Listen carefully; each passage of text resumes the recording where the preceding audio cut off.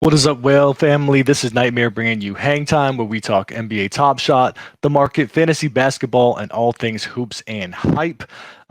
Unfortunately, today, it seems that someone's cut off access to Instagram, Facebook, social media, and seemingly the internet in my area of the country because I've been literally fighting with JPEGs to load like it's on a 14.4 modem and I'm on my AOL dial up, hoping my mother doesn't pick up the phone. But I think I got the resources loaded so we could go through Hangtime today because there has been a lot of stuff going on with Dapper, with Top Shot, with the market that I definitely want to talk about. But first of all, relative to the NBA, we are on the midst of some great activity. We had our first preseason game. It is in the books. The NBA season is beginning in just 2 weeks. So it is time to get hype about the product and about all the players we are eager to see make the next step for this year, or the rookies that we're excited about coming into the league. What does that mean for the market? Hopefully, big things. But at the current status, we are kind of holding steady where we were, right? So the market cap, just shy of $1 billion. So it's roughly where it was last time, some slight growth over the past week. This is with the greater crypto market moving to the upside on regulatory news. As we know, there's been China FUD that's been coming out as well. There could be other concern with the overall markets relative to the debt ceiling and things of that nature. So, the greater crypto market could continue to fluctuate. It's good to see that the moves relative to Top Shot and what people are doing with their holdings is not that significant, right? A lot of things are just holding steady. So on a macro level, when you look at some of the individual dynamics, this index seemed to have held steady on moment ranks as well. So did the market cap, as we had just discussed. The transactional volume, and these are over a 1 month period, because if we look at it over the past 5 days, there's really not much movement at all, right? So relative to the past month, things are looking pretty consistent with what we've seen, right? No major anomalies here except for influxes that happen when there's a catalyst. For example, if there's something driving qualification for an upcoming drop, we may see a lot of transactional volume or sales volume come in. But other than that, things have just been holding steady, which is good since we made a significant move to the upside since the beginning of August, right? And so we've been able to hold that momentum here. Here's where we were when we were kind of in the doldrums a little bit, talking about a market bounce. The market did bounce, and we've held it through what has been a lot of fluctuation in the greater crypto market. So that is good to see, maybe a decoupling there of sorts. At least it's not to the same degree that it was prior, right? So this remains steady despite some positive news as well, right? There was news about Dapper and the NFL license and what that would mean for an NFL product coming out on Dapper. And, this didn't fall as people thought. I know there was some discussion within the community would people look to liquidate some of their assets to have some of those Dapper dollars to spend in the NFL product. We're not seeing that yet. And likewise, we didn't see a huge influx of people saying, hey, a rising tide will lift all boats. So things are holding steady. What does that mean for the individual sets? Well, it looks like base set series 2 had a slight jump, up 6% versus the prior week. Base set series 1 down about 2%. So nothing major there. And likewise, nothing major as far as an uptick of new accounts. And this is really the metric I'm watching as we enter a new season, right? I would expect that there's marketing in the works that could really bring a lot of new people on board, especially with the brand new season kicking off. So I expect in the next month or two, this is the one that we're going to see some significant jumps on. Likewise, I have a couple of moments that I look at for a metric on how I gauge these particular series. But before we get to that, the whale vault, consistent with what we looked at the prior week, right? About $36 million here when we look at the moment ranks evaluation. We look at evaluate market, about 43 and a half. That's nearly exactly where it was the previous week. So talk about consistency and kind of, staying where it's at. Certainly we're seeing that with our vault holdings. And here are the moments that I mentioned. Guys, I've been talking about this Jokic because it's just kind of a reminder that when I do see opportunities, I do need to jump on it. When this was $55, I did not. I pointed it out to all of you. I didn't do anything. And then it's kind of held these elevated levels here about 3 times where it was when I was thinking about purchasing it. So that's kind of an anecdotal reference for me to see how the market is doing. Same thing with this base set Series 2 debut of Tyrese Halliburton. $395 now. I think when I saw it at its high point, it was maybe near 420. It had some subtle dips down to 350, 360 recently, but it's back up near that $400 range. So the market remains healthy is the basic the basic takeaway here. Things are holding their value, and as we enter a season, you would expect them to increase most likely, right? A lot of this Series 3, when it does come out, it's going to have a much, much higher circulation than stuff in Series 2. And I think people are starting to realize that and find some value in some of the comments even. I know I saw some articles over the past week or so with regards to if you were going to make a purchase, what are some of the top, moments that you could grab that are reasonably priced right now? And some people had some Series 2 moments, whether they were playoff commons or whether they were, debuts or just, stars in their Series 2 moments that were, a little bit less circulation because there are some players that have like 17 moments, right? So there's a lot out there, but there are some that do not. So do a little homework, see what you think with regards to things you may have your eyes on. This may be the chance to grab it before things pop when the next season starts in a couple of weeks. So what else happened over the past week? The long discussed trade tickets stress test finally happened on Friday. People were able to redeem without much issue, at least people from the whale community that talked about it, and were able to scoop some locker room packs. The locker room value is now at about $60,000 versus where it was before. I think the total value was about $500,000. You can see these really high ticket items are still in there. Like we mentioned, they couldn't just drop randomly legendaries and rares into there without getting into loot box rule issues. But I did see a couple of people that were vacillating, right? Whether or not they wanted to rip it open just because they enjoy the process. So that kind of talks to the psychology really of what they're trying to do in Top Shot and why it will be successful, that they're kind of mimicking the satisfaction that you get from something like a blind box, or be able to open it and see what you have for the process, not necessarily the product that you get at the end of the entire process. So that's cool. Everyone was able to score those. NBA Top Shot, if you didn't know, but I'm sure you did because you saw it everywhere, they celebrated their birthday over the past week. And obviously that timing is a little bit off versus when they were doing beta and Whale was getting involved and whatnot, but what they called their 1-year anniversary. And they even got a shout out directly from the NBA, which was cool to see, right? So the NBA giving them a direct shout out to all of their Twitter followers, which is just $34.5 million. So great to see that the NBA continuing to be a strong partner with them, and they have equity in Dapper as well. So I would expect that to continue, but they are definitely working more integrations, and I hope to see this year, if I happen to get to a Celtics game because COVID gets under control a little bit better and more people are vaxxed or whatever, I hope to see a Top Shot lounge outside in the arena that I can stop in and grab some moments or something like that. So hopefully there's some more executions of that nature this year as well. And so for this celebration, I'm sure you saw there were influencers giving packs away everywhere. Everyone had 30 packs. I did not, in case you were asking. So I did not hold them all for myself. I know someone alluded to the fact we did not get packs to give away, but we do have other things within the whale community we will be giving away soon that will have you guys excited. So do not fret, my friends. But there is still other opportunities to score some cool stuff for the anniversary. They were giving away packs. You could have reserved the opportunity to be in this drawing for a ton of packs. You had to reserve by the 2nd, so that day is gone. But if you did and you were a verified consumer on Dapper, there's an opportunity in this drawing for 12 rare packs of with the strip, 365 other rares, 2,000 or so common special packs like Cool Cats, Hustle and Show, Seeing Stars, things like that, and then a ton of base packs, I think like 50,000, right? So if you did opt in, I believe that drawing will be soon, and then you'll be able to redeem that. But that was not the only thing you could participate in.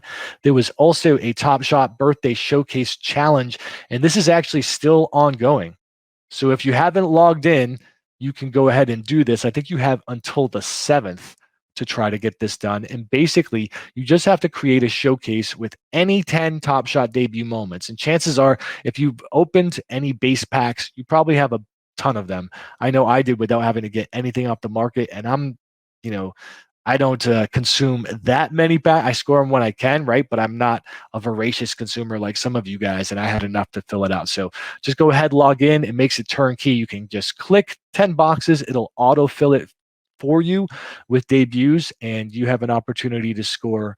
I believe there's 3,000 playoff Series 2 packs, 300 Rising Star packs, and 300 All-Star Game packs. So a cool drawing. You still have a couple of days to participate in this. If you haven't, go ahead, log on, and do the challenge.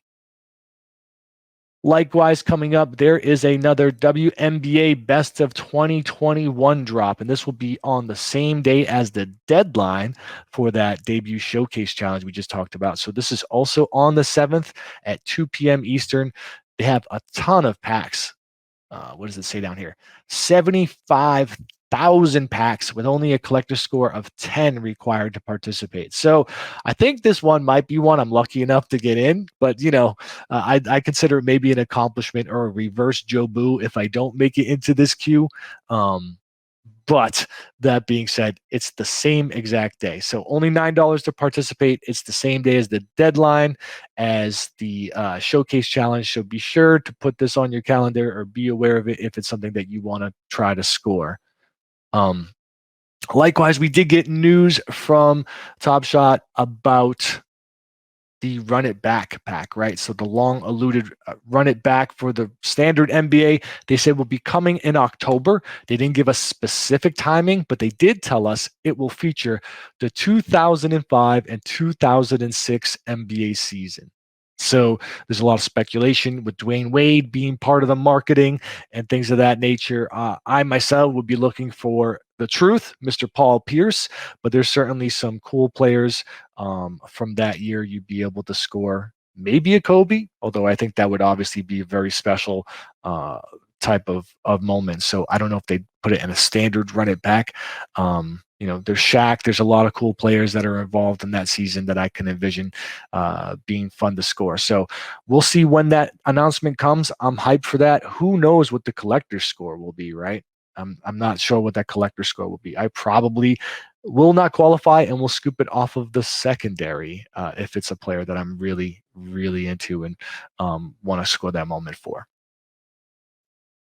In other cool news, they did finally add the feature where you can price moments on the marketplace in ETH. You can see the ETH value of things versus the dollar value. So you can toggle it right here next to the dollar value, which traditionally is.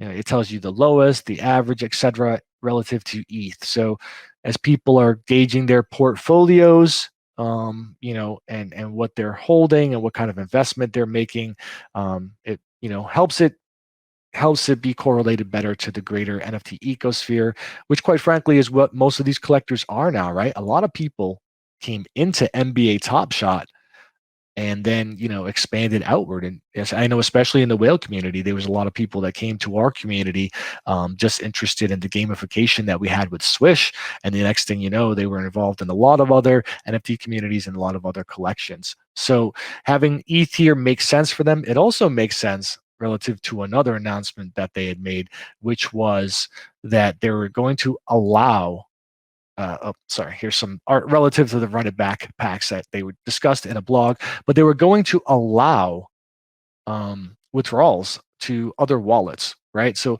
obviously, likely still on the Flow blockchain. Maybe there's some interoperability being worked on, but you can envision something like OpenSea, et cetera, where you could take your collection and bring it to a different marketplace. So interesting that the two things kind of coincided, them discussing this as well as enabling the ETH value to be displayed there.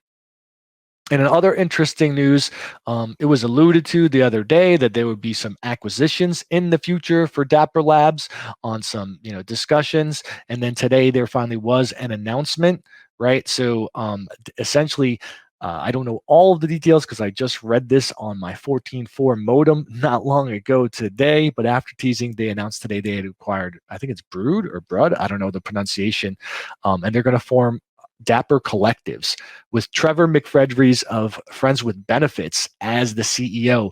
Basically, they're basically making some turnkey tools for DAOs to be on the Flow blockchain. So, we'll have to do some more research relative to what this means and what exactly they're bringing. But we're always interested in what's happening with Dapper behind the scenes. And obviously, Trevor and Friends with Benefits is a force. Likewise, so is Roham and Dapper. Interesting to see what comes of this for the greater NFT ecosphere, as well as just DAOs in general, because DAOs are definitely something near and dear to our hearts with the Whale DAO, as well as some of our partners. And really, social tokens, social communities, and DAOs are what's driving a lot of the ecosystem right now. So it will be interesting to see what they continue to do. Let's talk about the elephant in the room. The Dapper Labs announcement that they had secured the license for the NFL, and the NFL product is coming. Super, super hyped about this, as was everyone else. Beta signups are live. If by some chance you didn't catch it, which I doubt, but if you did not, you can sign up and join the waiting list to be part of the beta for the NFL Dapper Labs product, some type of Top Shot equivalent for the NFL product. So what do we know about it?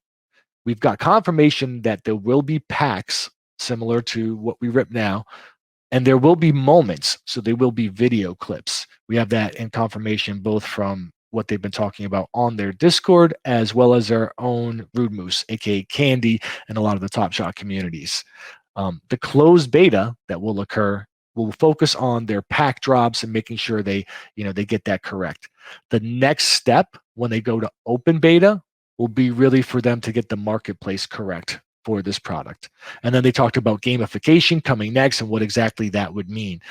One thing they did denote is they want to be different than NBA Top Shot and how they gamify this. So they definitely see the nuance in the NFL fan and in the NFL product, and want to make sure what they do is different in that way. And it's discussed a little bit more in this Decrypt article that I had seen earlier, but they mentioned things like what a quarterback sees when he's in a perfect pocket, or what that type of cadence of football, which is kind of a weekly product, right? A team or a player would only play week to week, whereas in the NBA, you could be going, 4 or 5 times a night. 4 or 5 times a week. So with that cadence, it allows them some unique things like showing a juxtaposition versus the previous year. So there's some different gamification that's going to go on and how this is leveraged and used. And I think that'll be the time that'll really, really be experimental in their beta, unless they're already doing a lot of experimentation, in a broader market that we don't know about. But I would think that that's going to be the unique aspect of it. And I'm glad to hear that they're doing something different and not just kind of templating Top Shot and putting the other sport into it.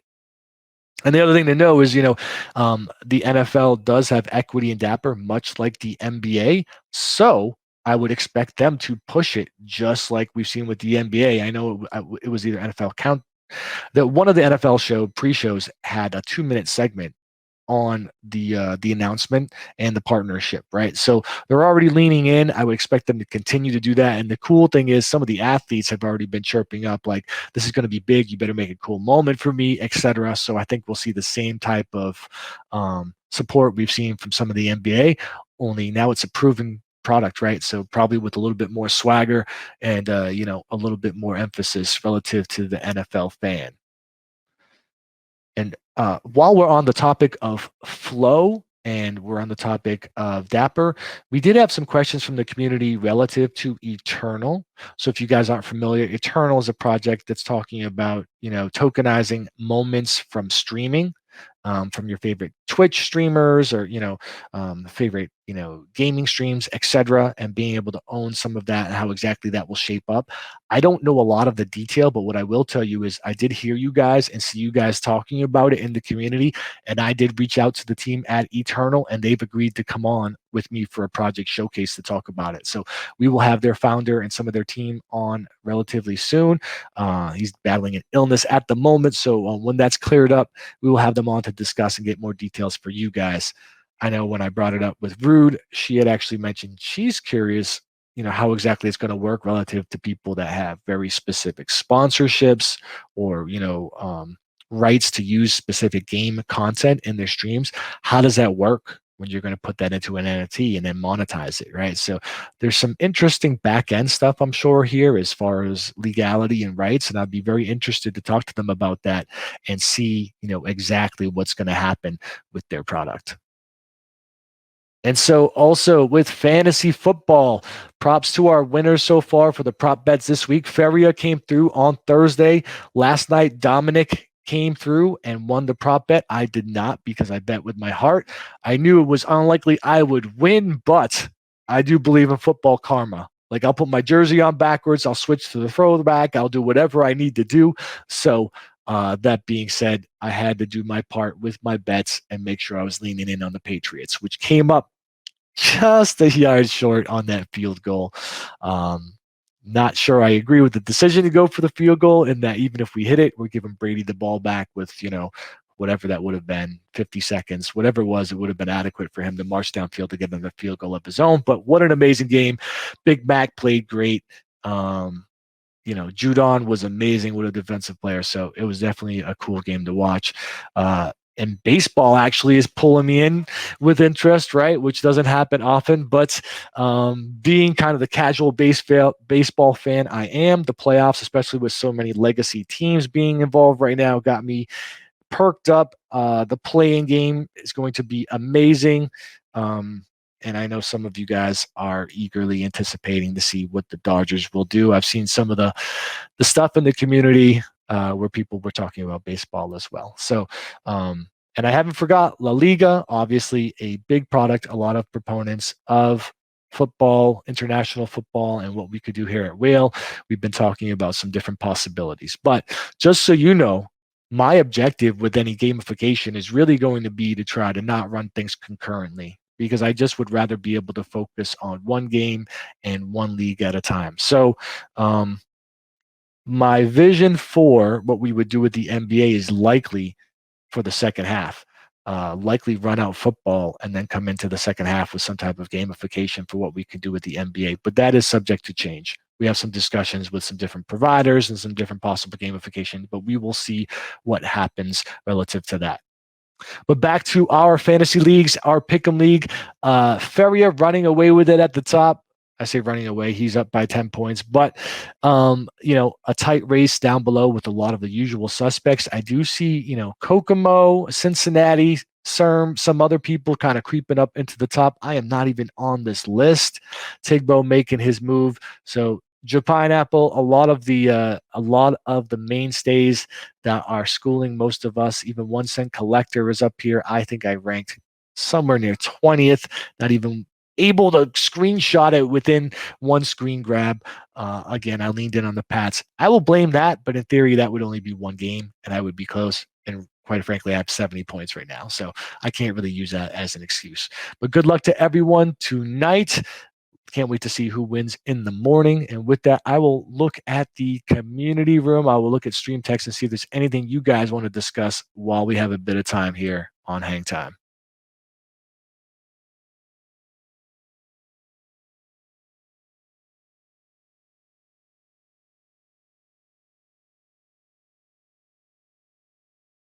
Some people talking about Eternal and why they think it's cool.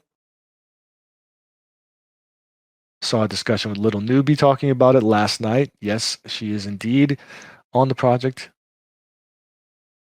Esoteric mentions that they're going to bring autographs to NBA Top Shot. That's something that we had talked about before.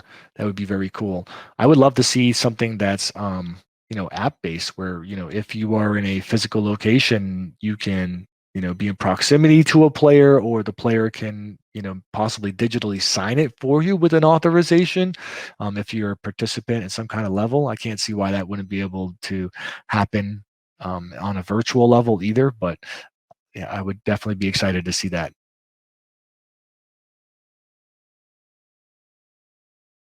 They should have given me Top Shot packs. So it's maybe I'm too my breadth is too wide of what I do, right? So I'm not considered strictly a Top Shot media person or influencer.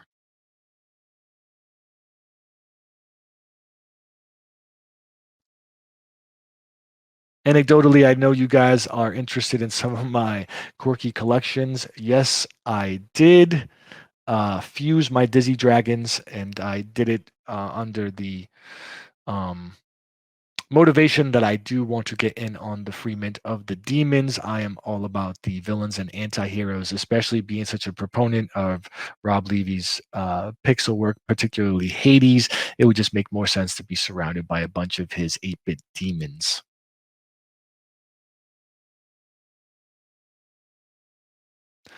Feria brings up an interesting question. Who would be the top streamers to collect right now? This is interesting. This is something I may ask my younger brother or even Mini Knight, who's watching some kind of insane stuff sometimes. I don't even know it's like theoretical.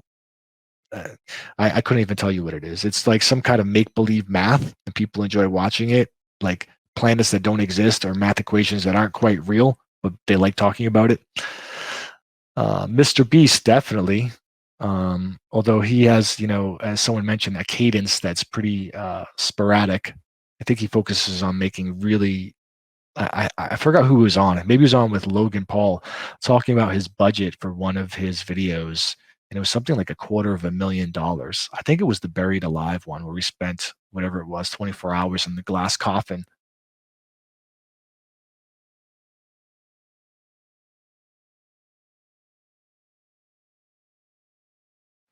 But with that, guys, I'm going to get out of here. I don't know how much longer my internet is actually going to hold up. This thing has been off and on all afternoon. So hopefully you guys are having better luck than me with regards to your standard internet service, because certainly there are some drops and there are some NFTs that I've had my eye on that I have to be at the ready. In particular, there's a couple of auctions of space monkeys that I'm watching and looking to hop in when the time is opportune. So with that, I wish you guys the best of luck for the week. We will touch base next time on Hangtime. Have a good one.